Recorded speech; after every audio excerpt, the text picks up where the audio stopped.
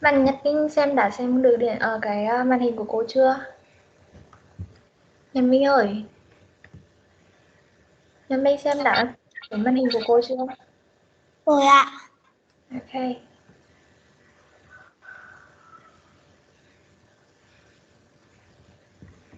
Mai Anh đi đâu rồi? Con đây ạ. Ừ.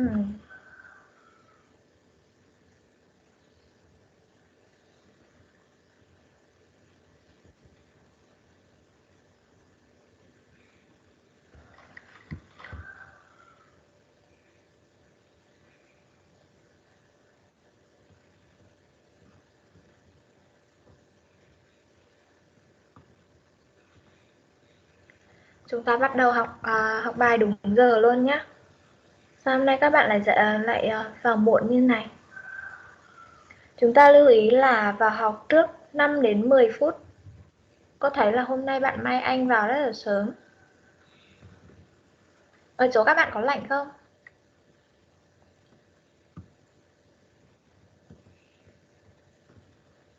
Nhật Minh, Minh Châu rồi Mai Anh ở chỗ các bạn có lạnh không?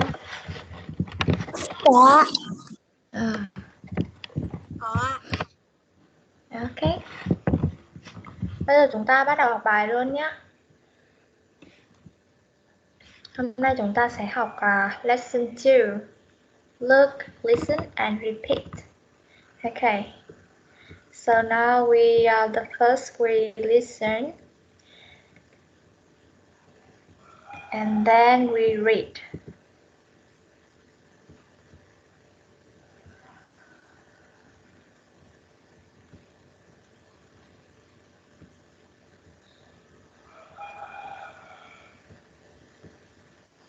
Page 14, Lesson 2, Activity 1. Look, listen, and repeat. A. Let's play a game of jobs. Okay. B. She's a doctor. Where does she work? In a hospital. Well done. Now it's your turn. C. He's a worker. Where does he work? In a factory. Great. D. She's a farmer. Where does she work? In a field. Correct. Ok, các bạn đã nghe rõ chưa?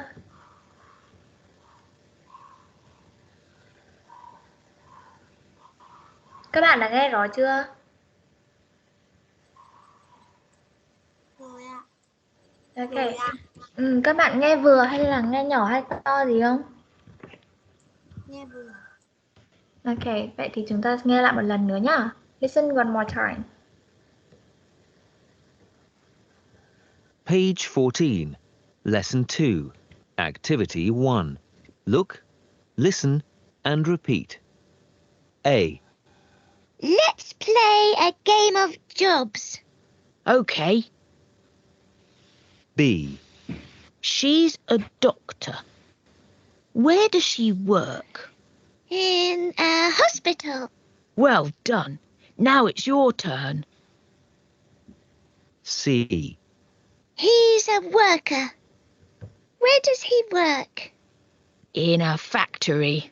Great. D. She's a farmer. Where does she work? In a field. Correct. Okay, so now we read this. Who is a girl? Who is the girl? Who can? Raise your hand, please. Minh Châu. Minh Châu is the girl. And who is the boy? Who is the boy? Who can? Now raise your hand. Nhật Minh, please. Okay. Dạ. Let's start.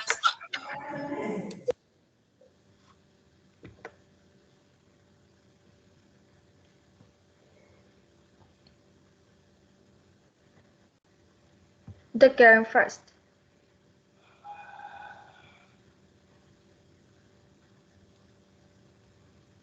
Yeah, Minh Châu. Can you hear me? Minh Châu, can you hear me? Yes.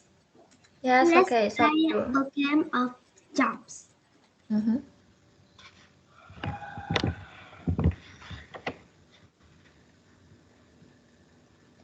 Nhật Minh. Và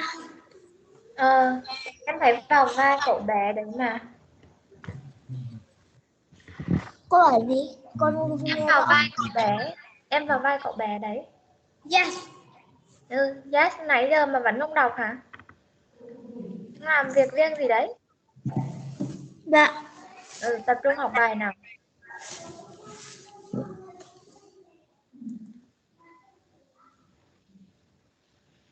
Okay. Are you ready? Ready, go.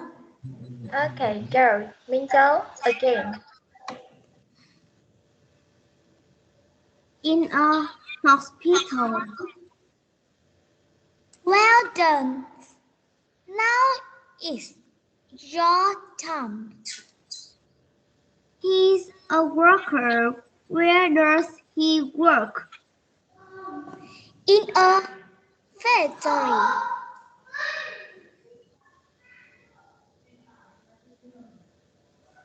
Great. Great. She's a farmer. Where does she work? In a field. Correct. Correct. Correct. Okay. She's a farmer. Where does she work? In a field. Correct. Okay. Again, Quincy is a girl. And Hải Phong, can you hear? Can you hear me, Hải Phong? Hải Phong ơi. Okay. So you are the boy, okay? Yes. Yes. Let's play a game of jobs. Okay. Well done. Now is true.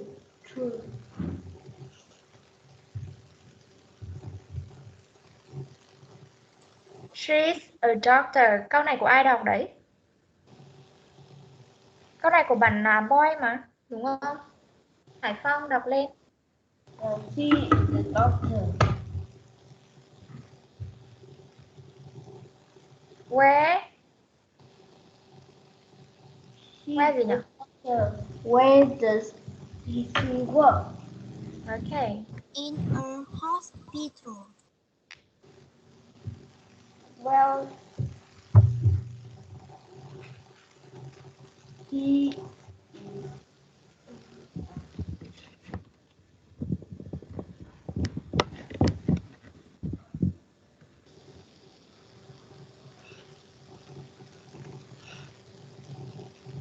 Hải Phong, please. well done. Now is your turn. He's a worker. Where does he work? In factory. Great.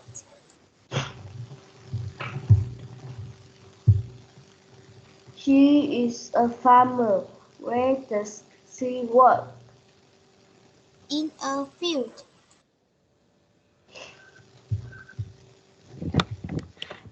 Continue. Correct. Correct. Okay, and the last one. Candy, can you hear me? Candy. Candy, are you here? I'm here. Okay. So you are your boy and my aunt is the girl. Yes.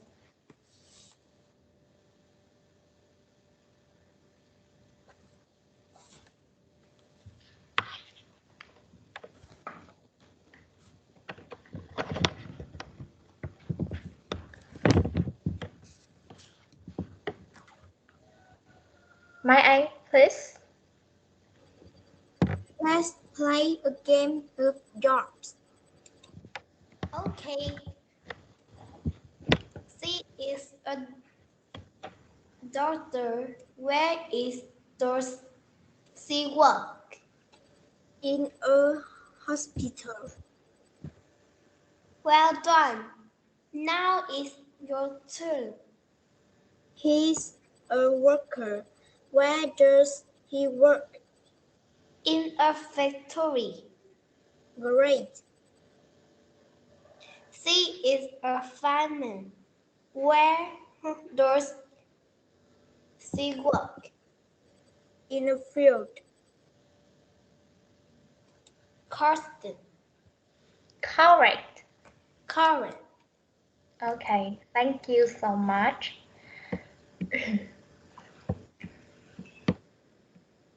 And that now you can point and say. You can see the picture and you guess. Example, where does a doctor work or where does a farmer work? Is a play or where does he or she work? Okay. Các bạn có thể nhìn vào bức tranh này và đoán từng cái nghề nghiệp, đúng không?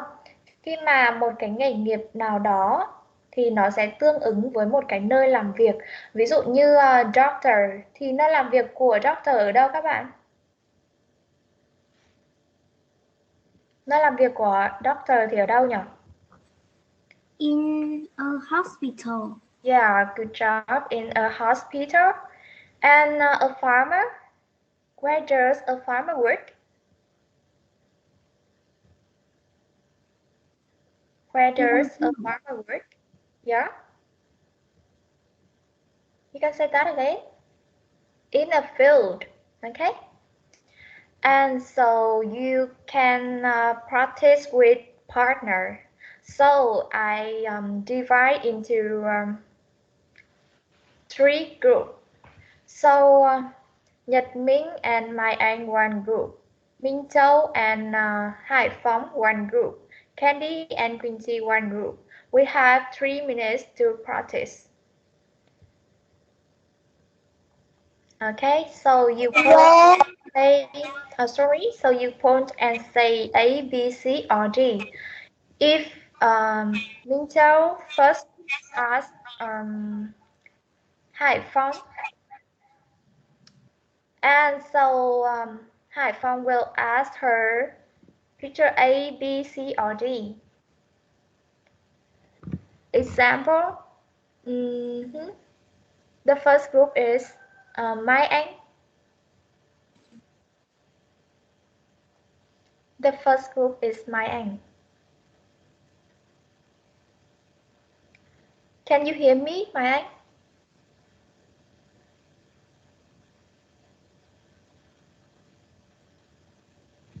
Mai Anh ơi.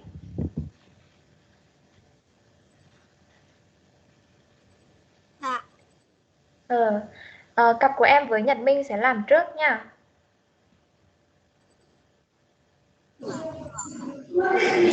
Ai đọc câu hỏi cô? Hai bạn có thể tự quyết mà. Where does a doctor work? A doctor works in a hospital. Where does a farmer work? A farmer works in a field. Where does a worker work? A worker works in a factory. Where does a clerk work?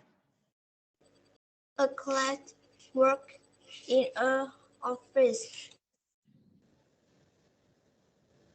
Okay, so now you can ask about okay, well done, now it's your turn. Tức là gì? Các bạn có thể thêm vào các cái từ biểu cảm, ví dụ như okay, great, correct, chính xác này, tuyệt vời này, với cả gì? Well done là xong rồi, now it's your turn. Bây giờ đến lượt bạn đúng không? Ok, các bạn có thể tạo cho mình một cái tình huống giống như ở cái bài mẫu đấy. Bây giờ tiếp theo là bạn Minh Châu và bạn Hải Phong nào.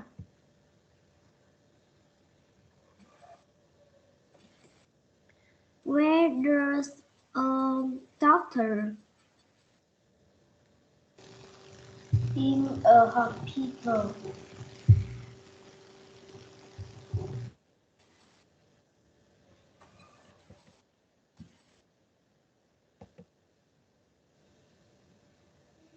Keep on, please.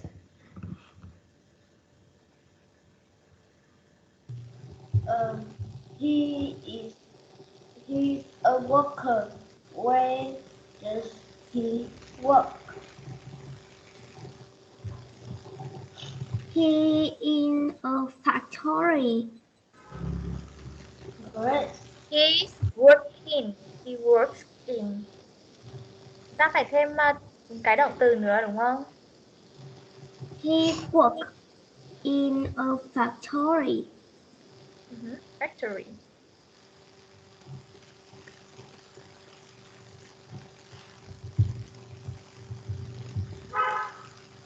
She is a family. Where does he work?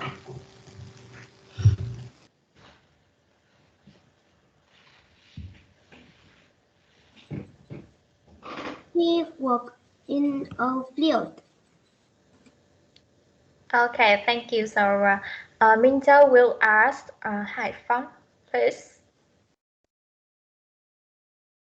He Crum. Where does he do?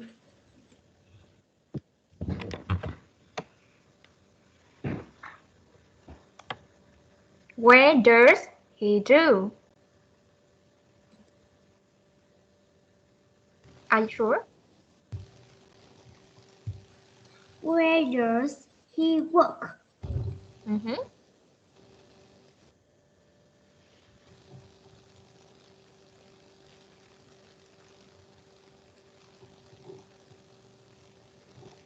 He works in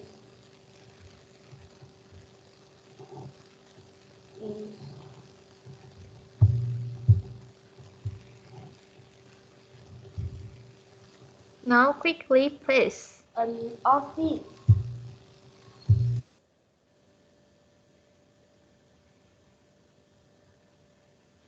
All right, well done.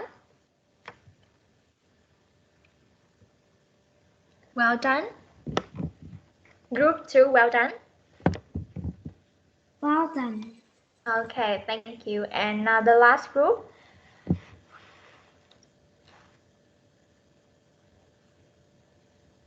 Now the last group. Quincy and Candy.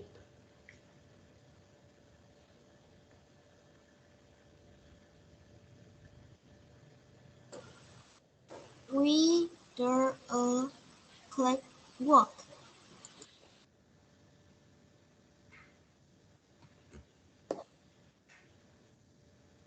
Chị đọc lại đi, không nghe rõ. We do a click work.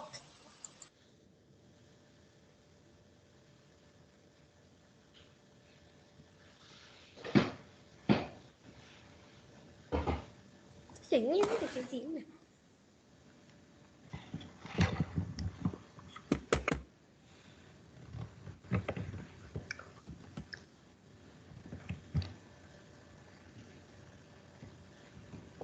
Now Candy. Con không nghe được cái gì luôn ấy, không nghe rõ. Con có nghe rõ tiếng của cô không? Của cô thì con nghe rõ, còn của bạn Chi nó cứ rè kiểu gì. Thôi, của cô thì hơi rè thôi, còn của bạn Chi rè. À thế à? Thế bạn Chi nói lại một lần nữa bạn Candy nghe xem nào. Where does a clock work?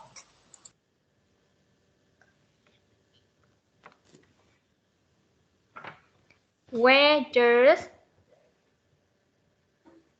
does a clock work?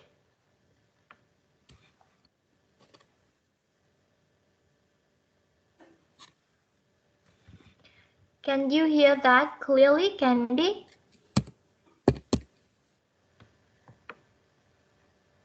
Candy?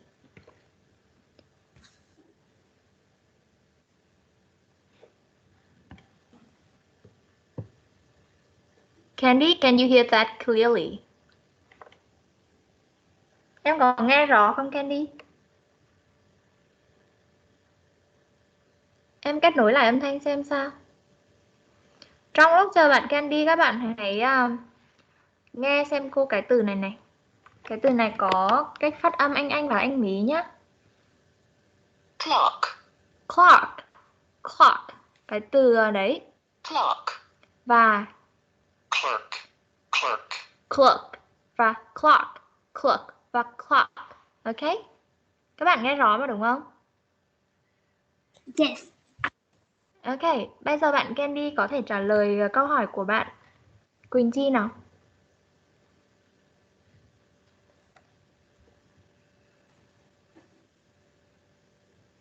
Where does a clock work?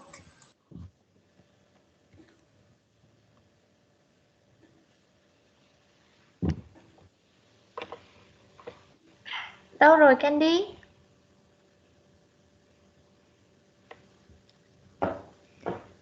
Bạn ấy lại đi đâu ấy? Mic lại bị hỏng hay sao ấy? Okay, so sorry, Quỳnh Chi. A clerk works in an office. So I can ask you, Quỳnh Chi? Can I ask you, Quỳnh Chi? Cô có thể hỏi em không? Yes. Yes, okay. So I'm a teacher. I'm a teacher, or he, she, a teacher. So where does a teacher work? A teacher works in a school. Yeah, good job. And what else?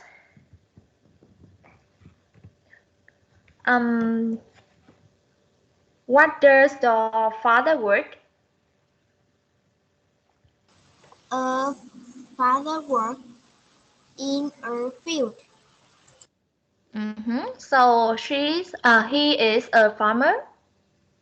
Is he a Yes. farmer? Yes. Okay. Thank you. And Mintel, please. What does the mother do? My mother is a teacher. Okay. So does she work in a school?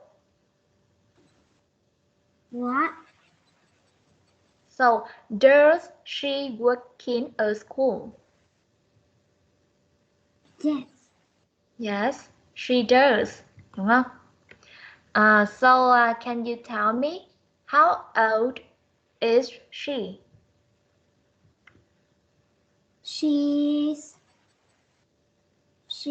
34 years old. Okay. So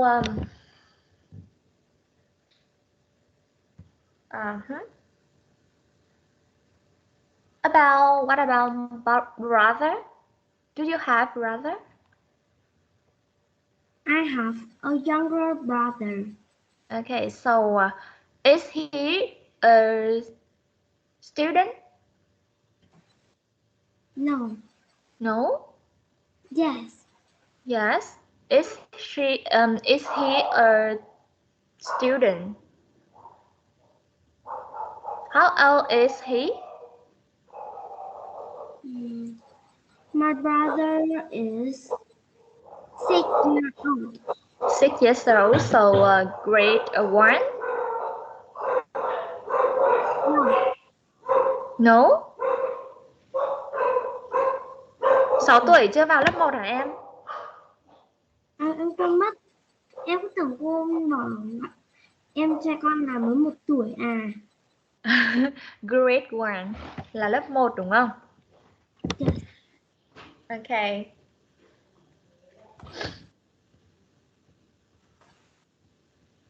So now we are going to number 4, listen and number. The first one we listen. Number 2. 1, number 2, number 4. Okay.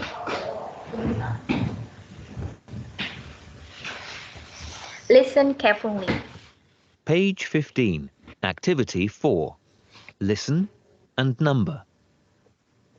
Can you talk about your parents' jobs and where they work? Yes. Okay. My father is a farmer. He works in a field. How about your mother? She's a nurse. She works in a hospital. Thanks for your answers. You're welcome. Now, what about you? What does your father do? He's a doctor. He works in a hospital. How about your mother? She's a teacher. She works in a primary school. Thanks for your answers. You're welcome. Okay, listen one more time. Page 15, Activity 4. Listen and number. Can you talk about your parents' jobs and where they work? Yes. Okay. My father is a farmer. He works in a field. How about your mother? She's a nurse. She works in a hospital. Thanks for your answers. You're welcome. Now, what about you? What does your father do? He's a doctor. He works in a hospital. How about your mother? She's a teacher. She works in a primary school. Thanks for your answers. You're welcome. Okay, and who can take the number? Number 1, Peter A, B, C, or D? Who can? Raise your hand, please. Can you hear clearly? Can you hear clearly? Các bạn nghe rõ đúng không? Các bạn nghe rõ thì bây giờ các bạn hãy điền số cho cô nào. Bức tranh nào được nói đầu tiên nào? Number 1. Peter A, B, C, or D? Okay, Minh Châu, please. Cô, bức tranh được nói đầu tiên là bức tranh C ạ. Please close your... Okay, sorry. Dạ vâng. Peter C. Number 1. Okay, so Peter number 2. Number 2. Mai Anh, please. Number 2, Peter A. Okay, number 2, Peter A. And number 3. Quinty, please. Number 3, D. Number 3, Peter D. D or B? D. Okay. And the last one is number 4. We listen again and check. Page 15, Activity 4. Listen and number. Can you talk about your parents' jobs and where they work? Yes. Okay. My father is a farmer. He works in a field. Okay, this is How about your mother? She's a nurse. She works in a hospital. Thanks for your answers. You're welcome. Now, what about you? What does your father do? He's a doctor. He works in a hospital. okay. How about your mother? She's a teacher. She works in a primary school. Thanks for your answers. You're welcome. Okay, so right is correct answer. Thank you for 3 members. Okay, so now let's go to number 5. Look and write. It's easy for you. And so now I want to Nhật Minh and Hải Phòng write this. You have 3 minutes to write in chat box.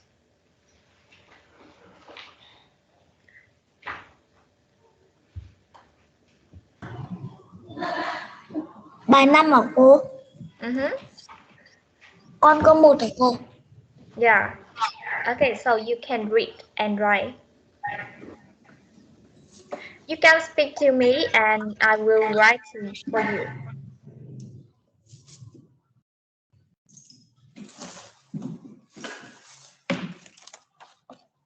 Vậy con.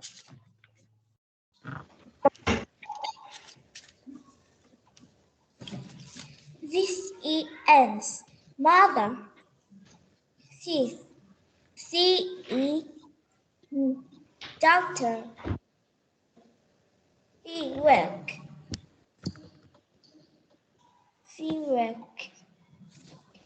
in a hospital. Yeah, you can say that again. She works. Where does she work? Where does she work?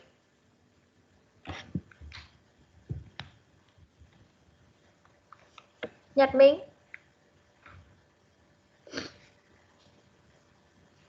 Con quên rồi mic.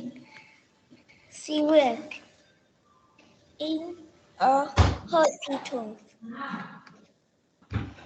Okay, she working.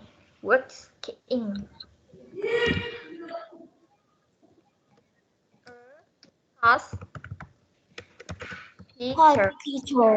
Okay, thank you. And the next one, number 2.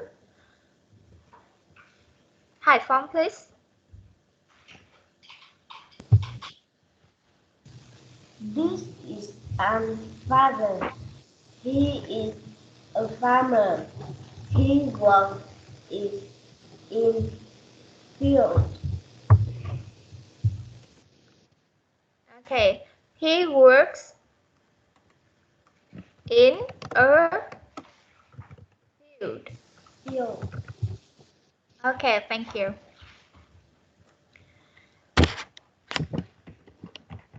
Cái bài này dễ đúng không các bạn?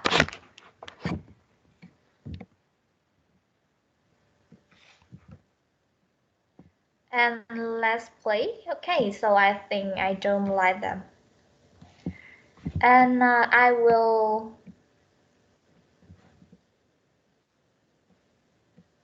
Các bạn muốn học tiếp ở bài này hay là học ở trên Easy Class? Các bạn muốn học tiếp bài này hay học tiếp trên Easy Class? Nào, cô cho nguyện vọng các bạn nào.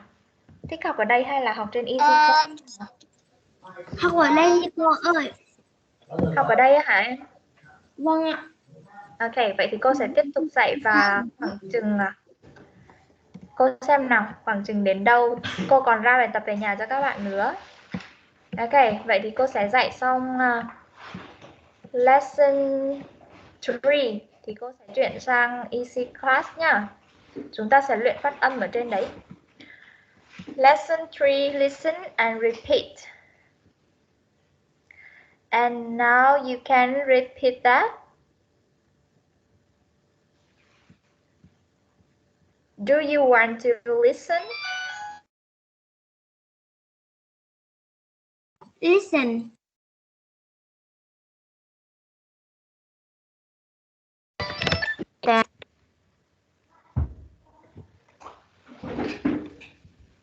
Listen carefully, please. Page 15, Activity 4. Listen and number. Okay, sorry. Can you talk about your Drinkers. Page 16, Lesson 3. Activity 1. Listen and repeat. E. Field. My grandpa works in a field. Piece. I want a piece of chocolate. E. Teacher. My mother is a teacher. Reading. She's reading a book now. Okay, listen carefully. One more time. Page 16, Lesson 3. Activity 1. Listen and repeat. E. Field. My grandpa works in a field. Piece. I want a piece of chocolate. E. Teacher.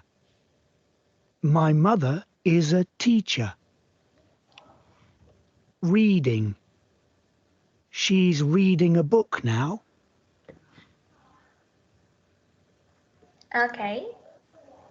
So who can read that? Hải Phong.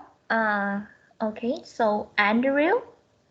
Andrew who is he? He. Is new member? Bạn Hoàng Anh ơi. Bạn Hoàng Anh. Chào em. Bạn Hoàng Anh hôm nay mới đi học à? Không, mà là đi từ mấy tuần trước rồi, hôm qua nghỉ. À đi. Thế à, hôm qua nghỉ à? Thế bạn Minh Châu nữa à? Bạn Minh Châu với bạn Hải Phong bật cam lên nào. Các em bật cam chưa?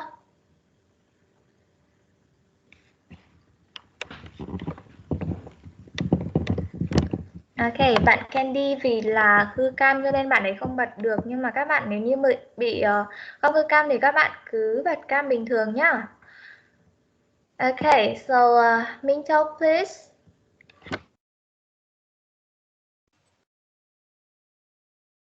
E. Field. My grandpa works in a field.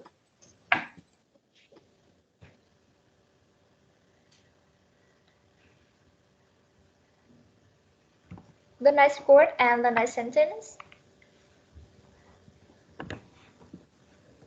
Tiếp tục nào. Piece. I want a piece of chocolate. Okay, thank you. And the next word, the next phonics. Hoàng Anh, please. E. Mother is a teacher.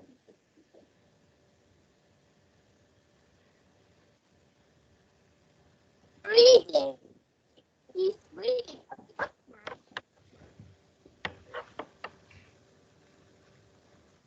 Ok, cái mic của bạn Hoàng Anh á, bạn ấy bị gì nhỉ? Bị gián đoạn đúng không? Interrupt. Và cho nên là bạn ấy phát âm cô nghe không được rõ. Các bạn cũng vậy. Bạn Hoàng Anh thử xem lại mic của mình nhé. Bây giờ cô mời bạn Hải Phong nào.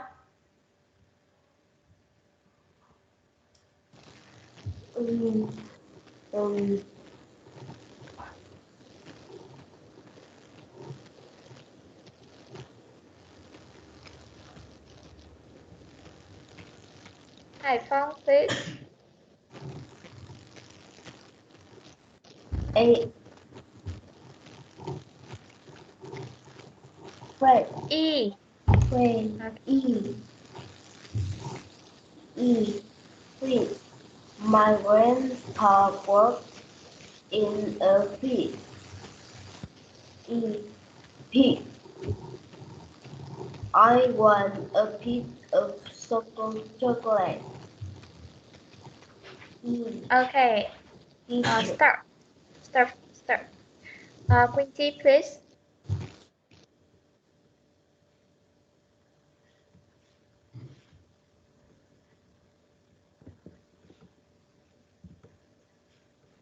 Quinty, please. E. Field. My grandpa worked in a field. Piece. I want a piece of chocolate. E. Teacher. My mother is a teacher. Reading. She's reading a book now. Okay, thank you. Okay. I-E. We said E. And E-A. We said E. And example, field, piece, teacher, reading. And the sentence is, my grandpa worked in a field. I want a piece of chocolate. And the next, my mother is a teacher. And the last sentence, she's reading a book now. With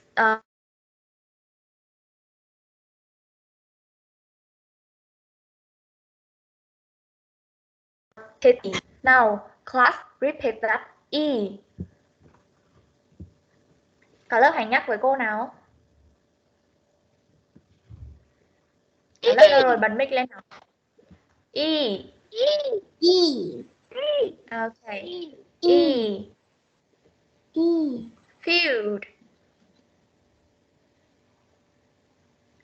Field. Now, class, repeat that. Field. Field. Okay. Piece. Piece. Teacher. Teacher. Reading. Reading. Okay. Cô. Từ em. Hả? Em làm gì?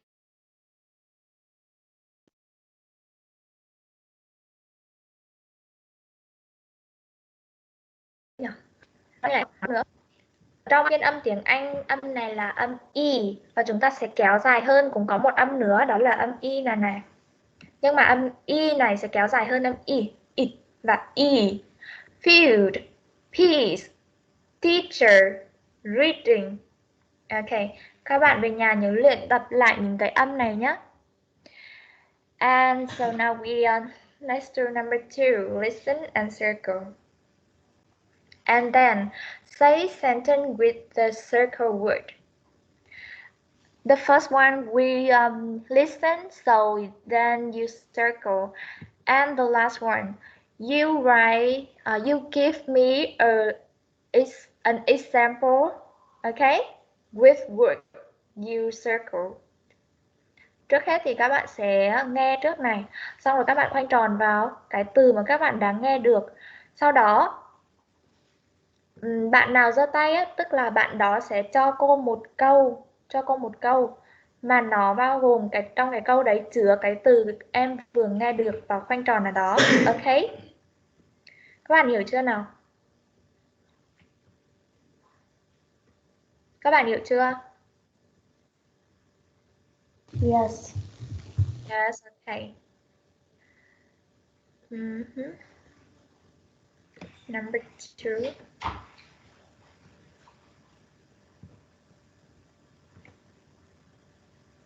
Page 16. Activity 2. listen and circle. Then say sentences with the circled words. 1. Where's my piece of chocolate? 2. Miss Hien is reading a dictation.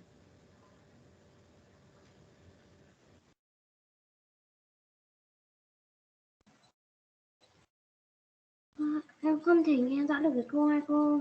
Bây giờ em nghe lại cái câu 2 cô. Câu 2 hả em?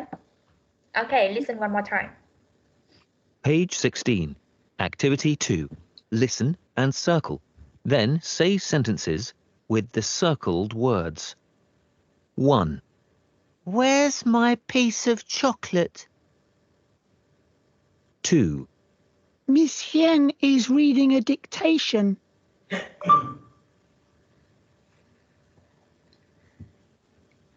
Do you want to listen that again? Again. Okay. Page 16. Activity 2. Listen and circle.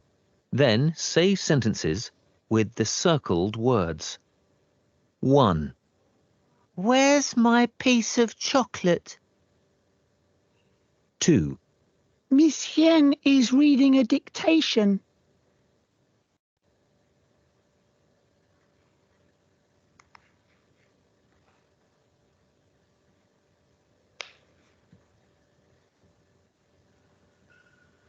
You hear that clearly? Hear that clearly. Yeah. Number 1. We circle. Field or piece? Who can? I see Minh Châu. Anyone else? Anyone else? Có bạn nào khác không nào? Cô thấy bạn Hoàng Anh nữa. Có bạn nào khác nữa không? Các bạn không nghe rõ hả? Cô thấy là câu 1 nghe chính xác hơn, rõ hơn câu 2. Cô thấy bạn Quỳnh Thi. Có 3 bạn. Còn bạn nào nữa không nào?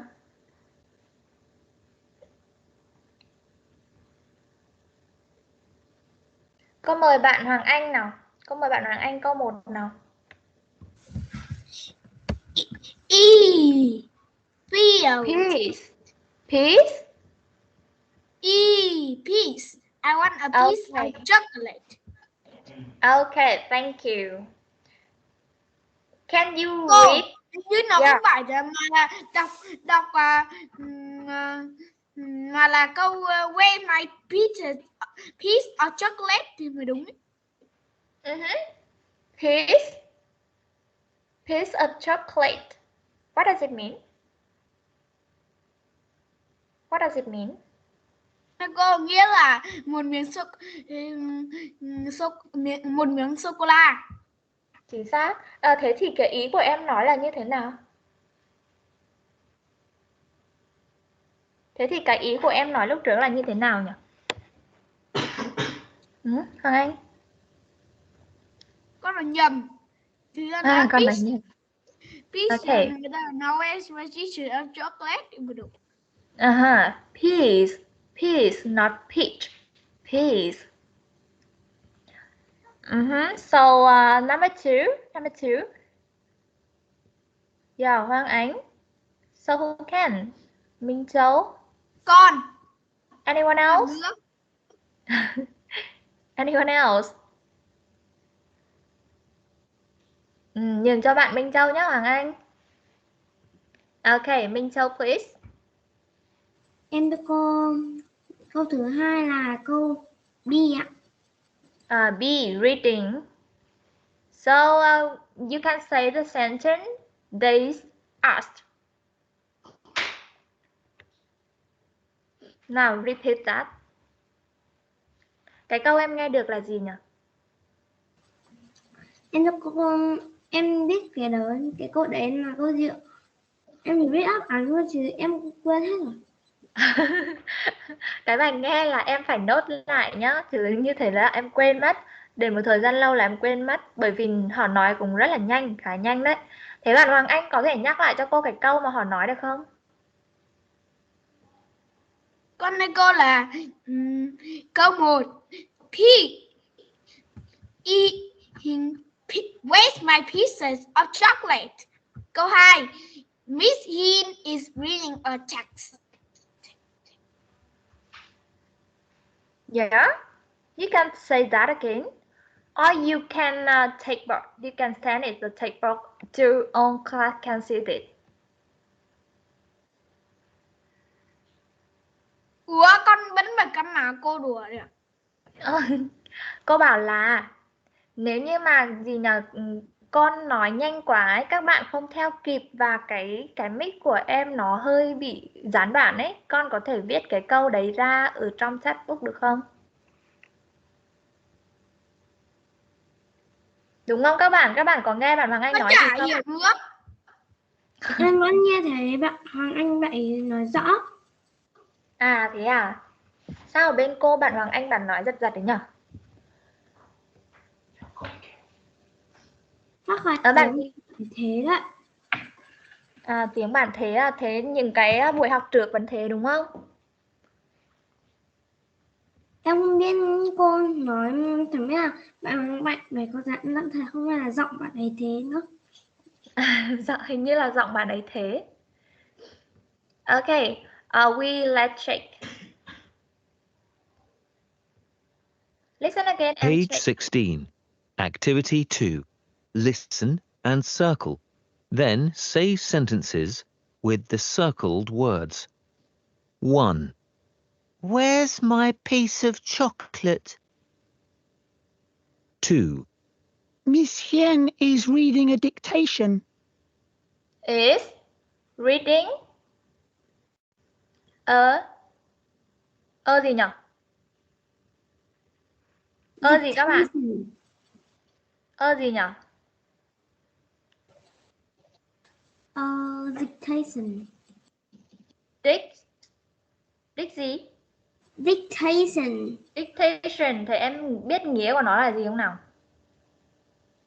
Thưa cô, nó là bài chính tả. Bản chính tả. Vâng. English dictation. Đó là cuốn từ điển. Okay, good job. Các bạn còn lại có nghe rõ không? Bạn Nhật Minh với bạn Quỳnh Chi, bạn Mai Anh, các bạn có nghe rõ câu 2 không? Yes. Yes, okay. Các bạn nhớ nếu như nhanh quá thì các bạn phải nói với cô nhá. Bạn Hoàng Anh học rất là giỏi đấy. Okay, so number 3, let's chant. The first one, we listen.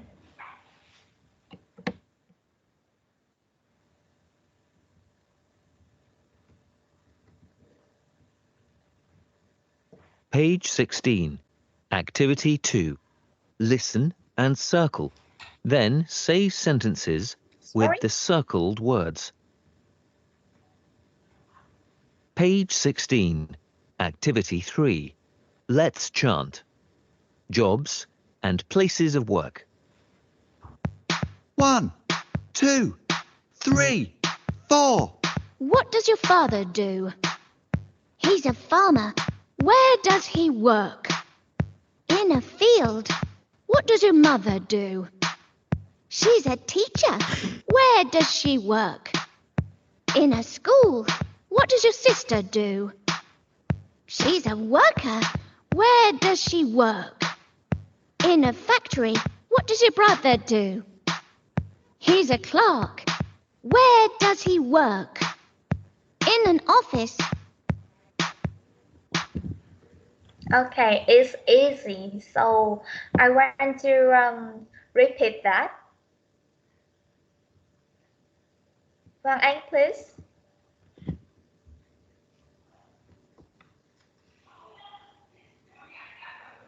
Okay. Yeah. Jobs and place of work. What's your father do? He's a farmer.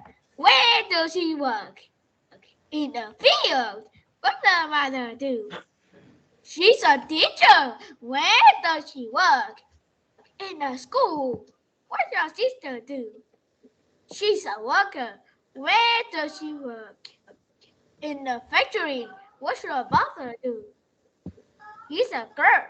Where does he work? In an office.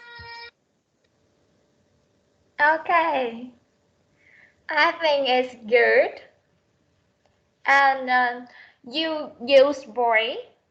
I think it's perfectly. Minh Châu, please.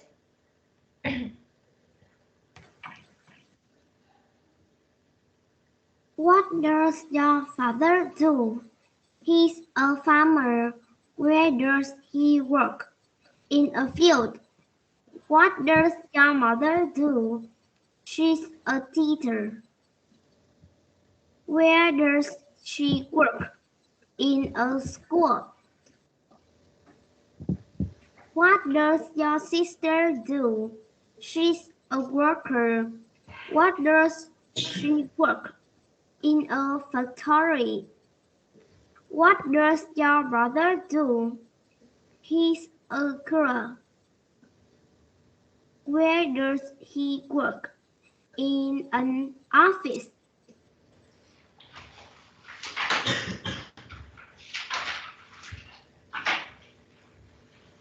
Okay, factory. And the next one, who can? Who can? Queen Chi, please.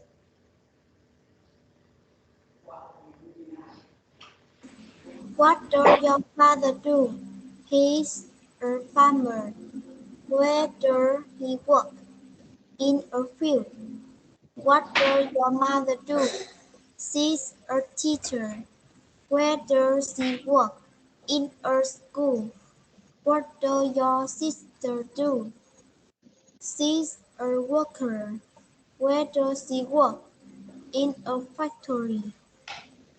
What does your brother do? He's a clerk. Where does he work? In an office.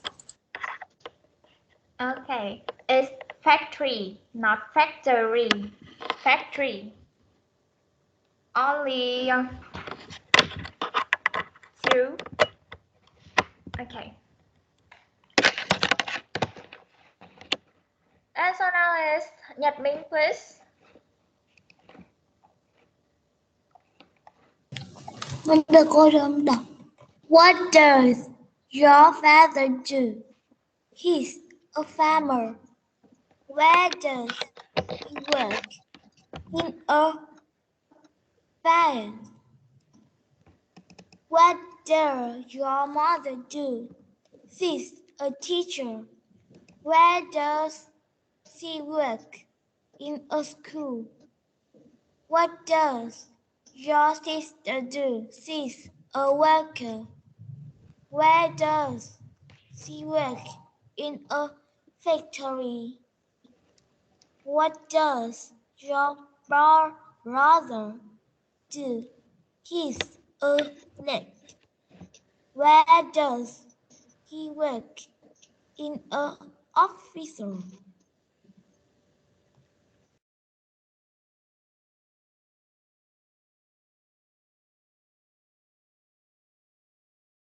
Okay, thank you. Now do us.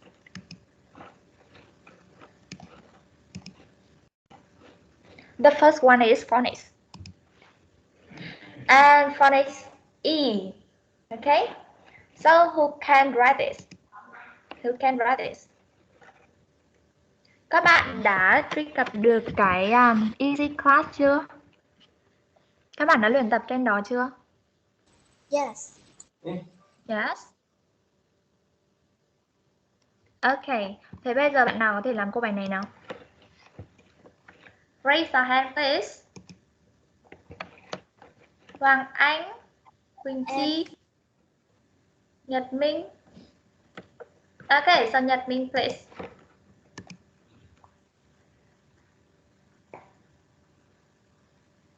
Con là cô. Cô em. Cô thấy con làm cái hình nền rừng đá chưa? Ở đâu hả em? Background gì đấy? Con không nhìn thấy background bởi vì con chưa đăng tải trên ấy được. À thế à?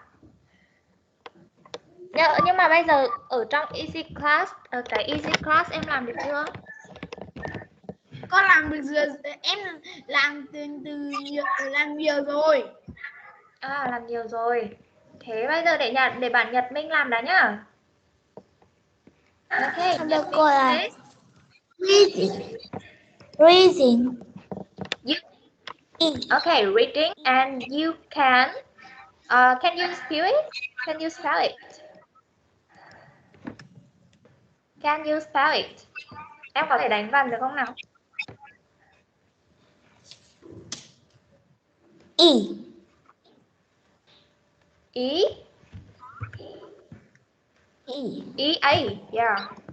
Okay, so this is reading.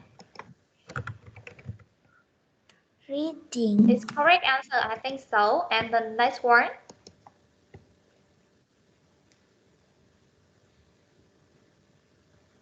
And the next one. I, E, or E, A.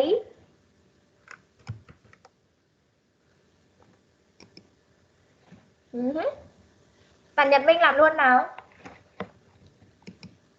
Con với cô là E. E. Teacher. Okay, teacher. And the next one.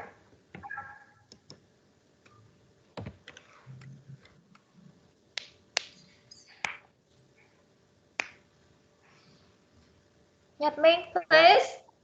Con với cô A. A. A. A. I. I and E. Okay.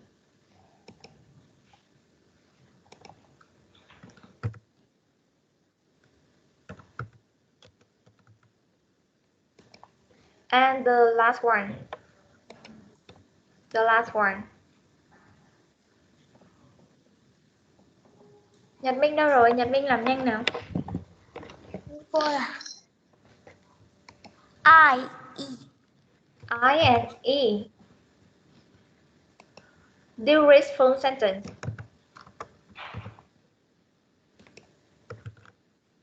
Do read full sentence. A piece of cake.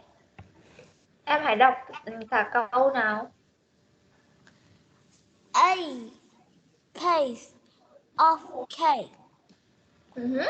A piece of cake. A piece of cake. Okay, thank you. And the next one, activity 2. Quỳnh Chi, please.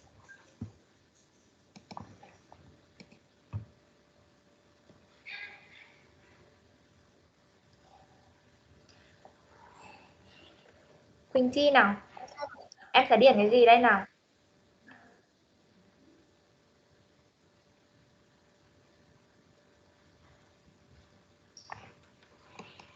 Bạn nào biết nào? Bạn Quỳnh Chi có biết câu này không? Ok, thế thì suy nghĩ nhá. Còn bạn nào biết nào? Còn bạn Minh Châu và bạn Hoàng Anh. Có mời bạn Minh Châu nào. Em thưa cô là I am hungry. I want a piece of chocolate. Of chocolate. A piece. A piece Of chocolate. Okay, so sorry. A piece of chocolate.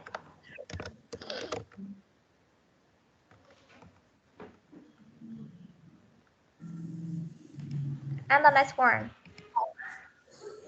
The next one, keep on, Minh Châu. My uncle is a teacher in a primary school. Okay, a teacher in a primary school. Yeah, so now number 3.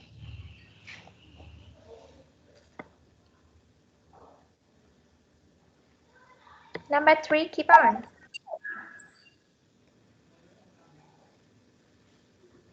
Ơi. Ơi em. Cô ơi. Em. Thực ra câu một phải là chép như ở trên chứ. Con thấy đáp án như thế mà. Ở đâu nhờ? Có một đúng không? Chép nguyên câu đáp án trên đúng không? Cô ơi, phải là khách chứ cô. Đáp án trên ấy. A piece of... đáp án ở trên. Tức là cái câu ở trên đúng không? Thế đói ăn chocolate được không nhỉ? Không được, phải theo đáp án đúng không? Nhưng mà theo bài người ta cho là khách thì hơn.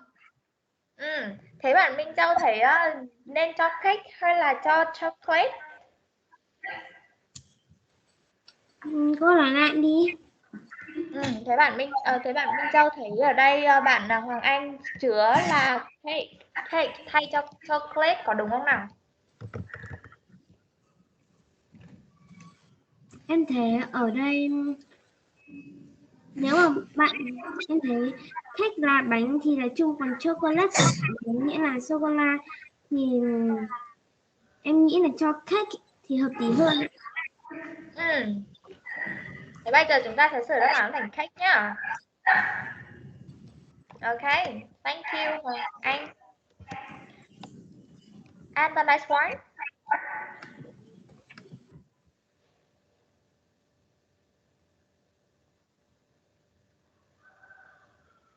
Tiếp tục đi Minh Châu, còn một câu nữa. My grandparents are working in a rice.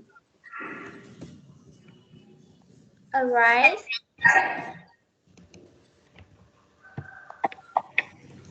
Cooking now. A rice. What? The rice cooking now. The rice cooking? Yes. Are you sure? Are you sure? I think it's cooking. Okay, so class, anyone have another answer?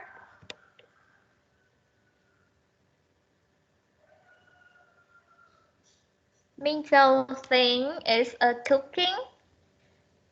And so, who have another answer? Có bạn nào có đáp án khác không?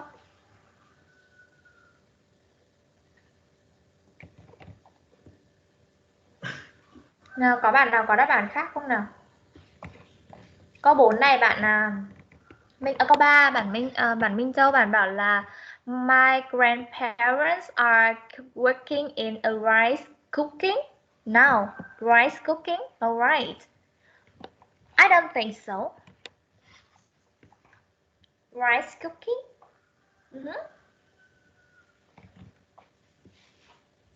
Có thấy bạn Hoàng Anh giơ tay, không biết là bạn Hoàng Anh có đáp án khác không? Hình như bạn Hoàng Anh bị đơ rồi hay sao nhỉ? Bạn Quỳnh Chi có đáp án khác không nào?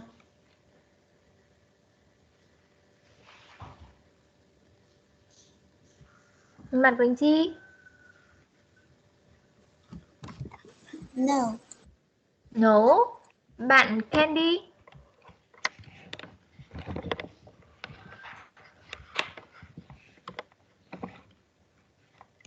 Ở đây là gì nhỉ? Ông bà của tôi thì làm việc ở gì lúa nhỉ?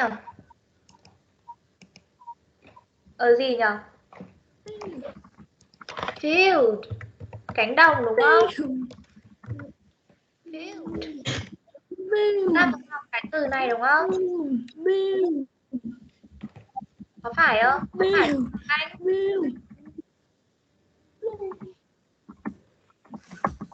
Phải không nào? Có phải không Minh Châu? Có phải là cánh đồng lúa không?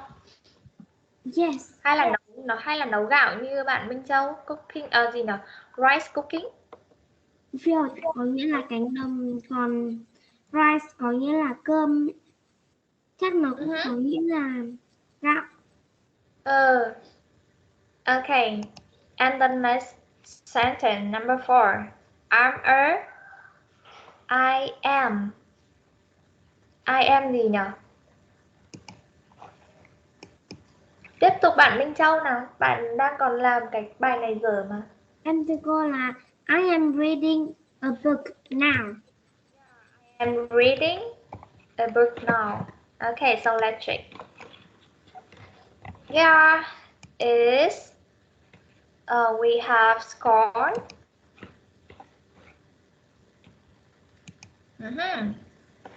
Actually, we have 100 score.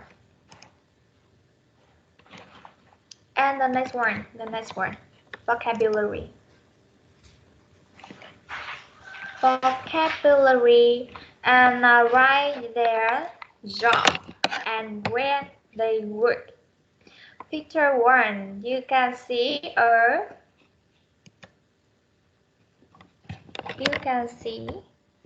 the picture 1. What does he do? What does he do? Only Minh Châu? Chỉ có bạn Minh Châu thôi hả? Bạn Nhật Minh nào? Có bạn Hải Phong. Xem nào để cho bạn Nhật Minh làm trước nào. Hello cô, con này con không làm. Không biết làm hả? Thế em chú ý những bạn khác cùng làm nhá. Bạn Hải Phong nào. Yes. We see example is a worker in a factory and the same as that. A teacher in the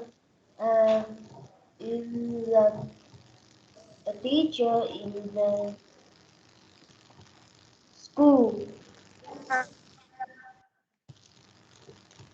In school.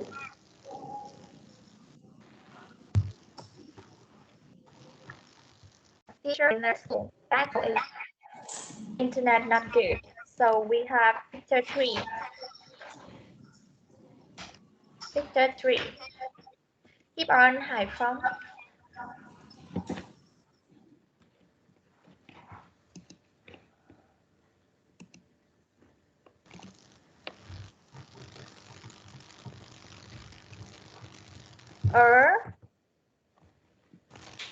Gì nhỉ? Anh Hải Phong nào. A doctor in a hospital. A doctor in a hospital. Okay. And the last one, the next one, number 4. Number 4. A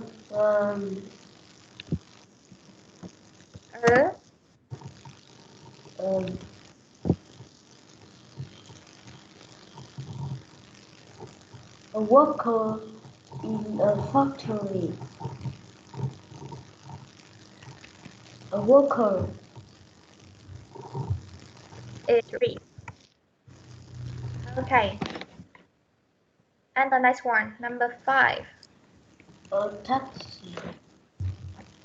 A taxi? Yes.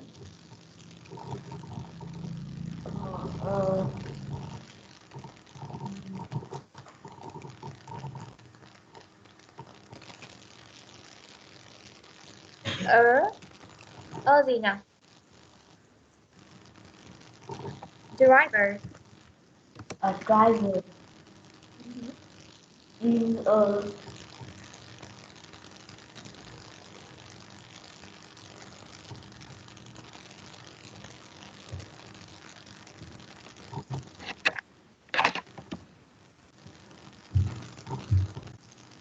Driver.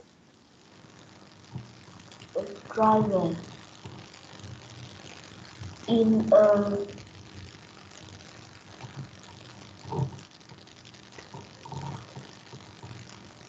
Lái xe thì làm cái gì nhỉ?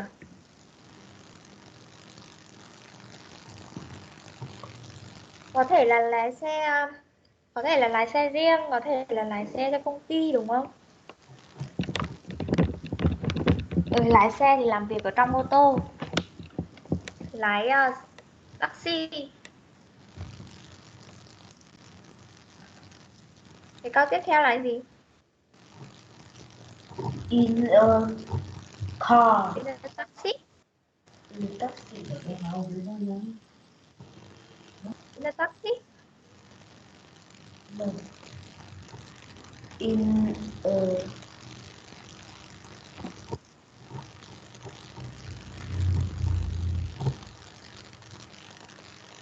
Who knows that? Có bạn nào biết nữa không nào? Bạn nào Hải Phòng? Đây, bạn Minh Châu nào? Em là cô, a driver.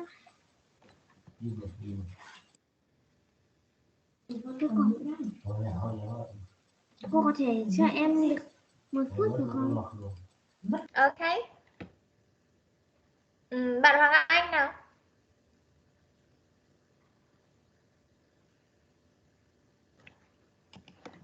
Gọi là a driver in a taxi. A driver in a taxi.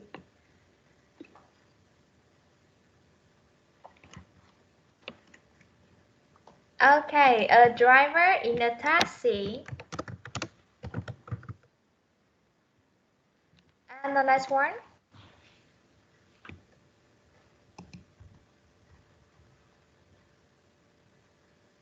Bạn nào biết nào? Bạn Mai Anh. Bây giờ cô mới thấy bạn Mai Anh giơ tay nào. Có mời bạn Mai Anh. a nurse in a hospital. In a hospital.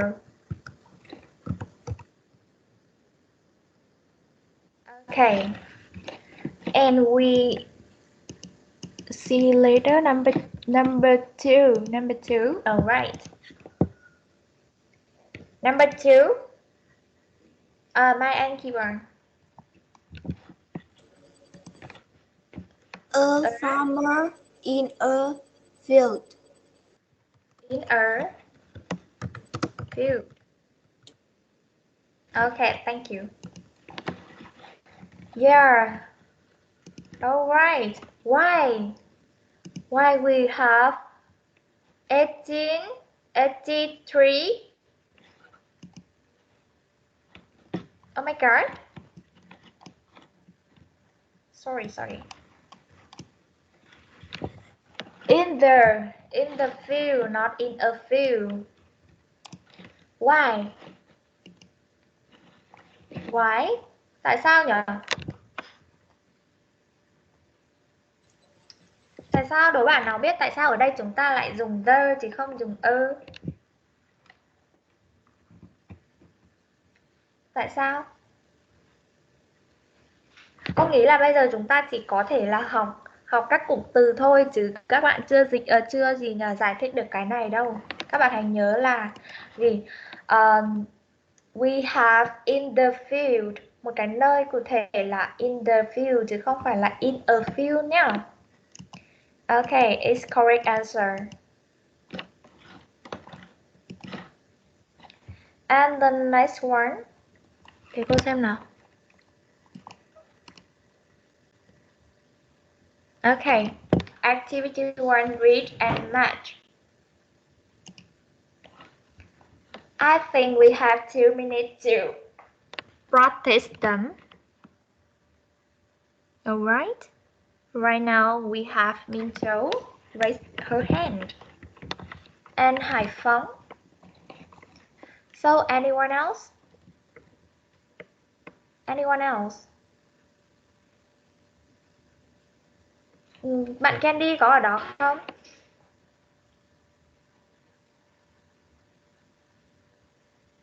Bạn Candy có ở đó không nhỉ?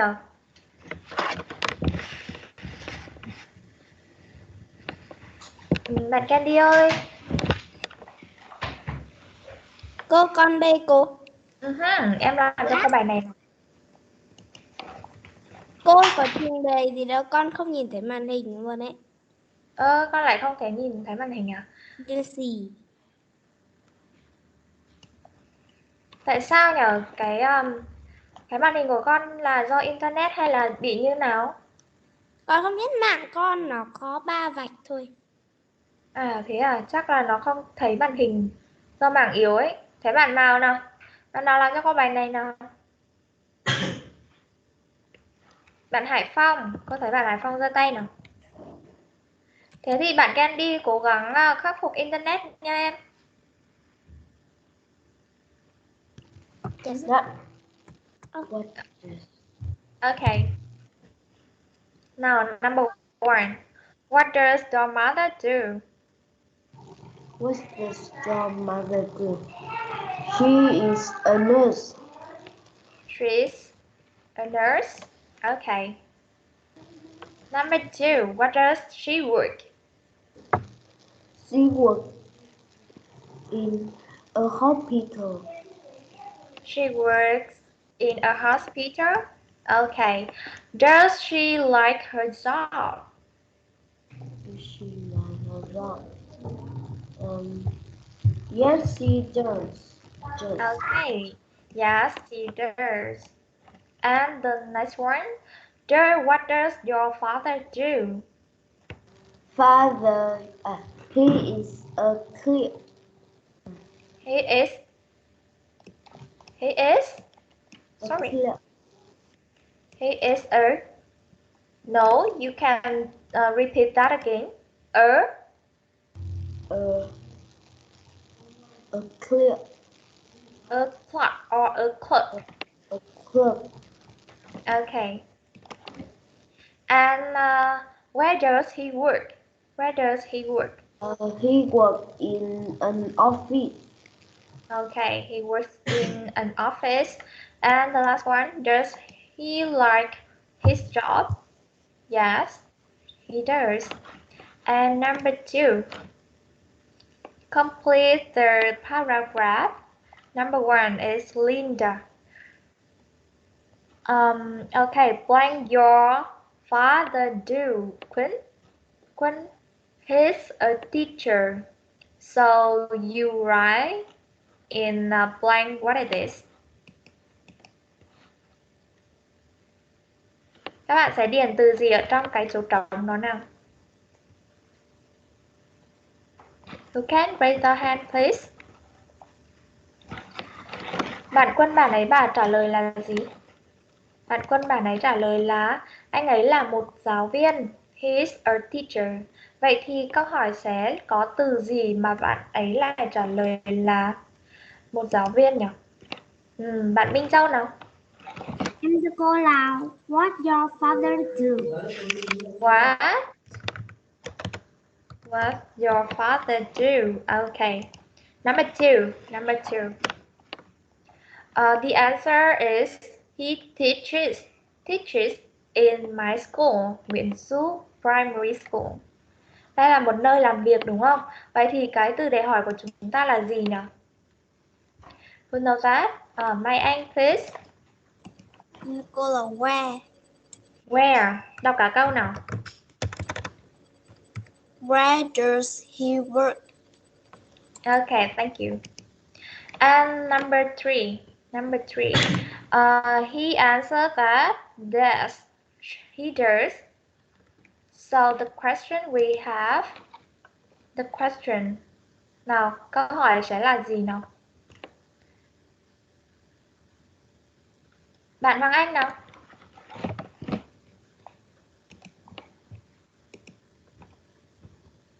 Câu trả lời sẽ là just câu hỏi. Đúng rồi, câu hỏi là gì nhỉ? Bạn Linda sẽ hỏi gì mà bạn Quân trả lời là yes, he does.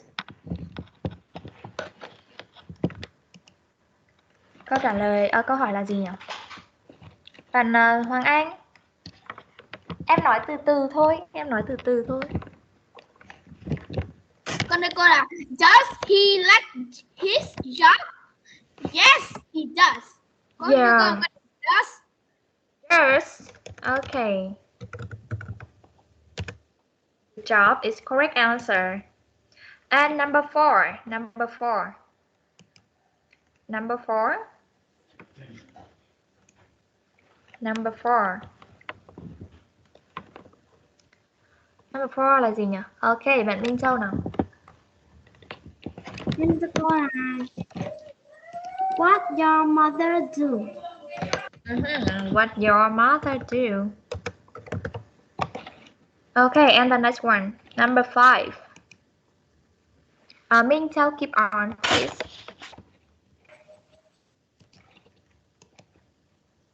Where does she work? Where does she work? Okay, and the last one. Minh Châu, keep on.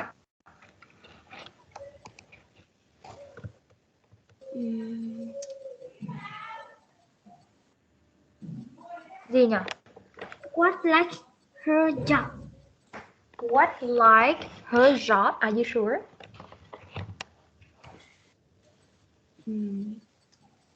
Câu hỏi này là câu hỏi yes no đúng không? Thì Yes.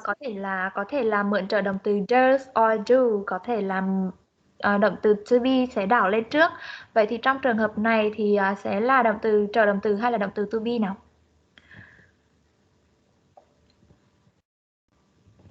Chúng ta có câu gì? Cô ấy có thích công việc của cô ấy không? Anh Quân bảo là có, đúng không? Vậy thì câu hỏi sẽ là gì nào? Giống như bạn Hoàng Anh đã nói ở trước là gì? Does. Does like her job? Does gì nhỉ? Các bạn thấy có sự khác nhau giữa câu này không nào? Ở đây đã có chủ ngữ đúng không? Ở dưới chưa có chủ ngữ, vậy thì chúng ta sẽ phải thêm chủ ngữ. Đúng không nào? Does he or she? Is She or he? is she? She. Okay. We go to after. Câu 5 chúng ta có là gì?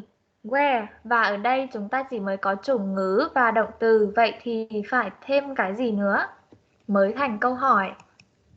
Thêm cái gì nữa nào? Câu hỏi của chúng ta là gì? Where does she work? Đúng không? Có phải không? Where does she work? Ở câu trên chúng ta đã có chủ ngữ này, đã có động từ này, động từ chính này và có trợ động từ rồi đúng không? Chúng ta chỉ cần thêm từ để hỏi. Vậy thì câu dưới này họ cắt mất cái trợ động từ này. Vậy thì chúng ta cần thêm vào trước khi mà hoàn thành câu hỏi này. Tương tự với câu 4 cũng vậy. What does or do? Does hay là do nhỉ?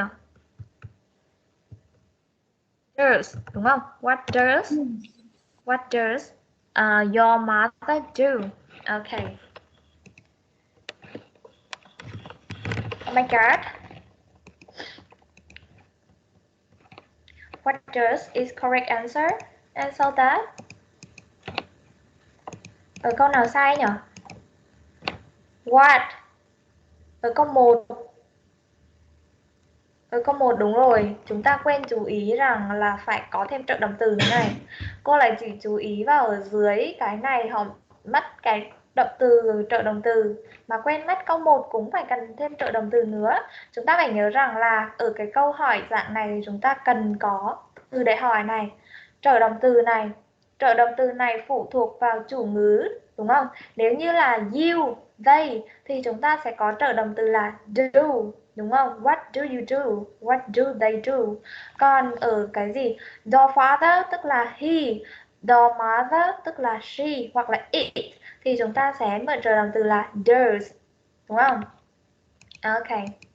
Đó là một cái lỗi sai mà chúng ta cần phải khắc phục bởi vì cái sự bất cẩn đúng không? Và bây giờ cũng đã đến thời gian của các bạn nghỉ ngơi đúng không các bạn? Yes. Các bạn muốn nghỉ chưa? Các bạn muốn nghỉ chưa? Cô, có thể rồi ạ. Có thể rồi à? Có thể rồi à? Thế bây giờ học cùng lớp C3 luôn nhỉ? Bạn Quỳnh Chi với bạn Mai Anh học cùng luôn nhỉ? Ok, các bạn Quỳnh Chi với bạn Mai Anh nghỉ 15 phút, lát nữa chúng ta cùng vào học lại nhé. Còn bye bye class, see you next week. Bye. Soon. Goodbye.